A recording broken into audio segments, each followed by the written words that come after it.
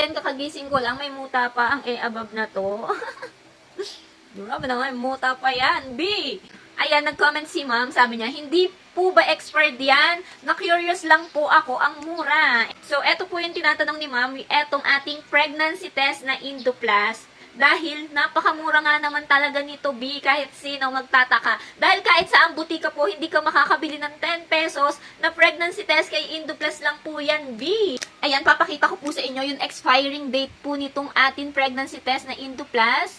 Ayan, nakikita nyo po ba, ang expired niya, 2030 pa po. Sobrang tagal pa po ng expiring date nitong pregnancy test na to ng Indoplas. Kaya po mura to kasi direct po ito, si Indoplas po mismo ang mag-ship sa inyo. Unlike kung sa butika po kayo bibili, may binabayaran pa pong pwesto, may middleman pa po. Pero dito, kapag sa Yellow Basket ko ikaw bumili, 10 pesos lang po yung pregnancy test na to.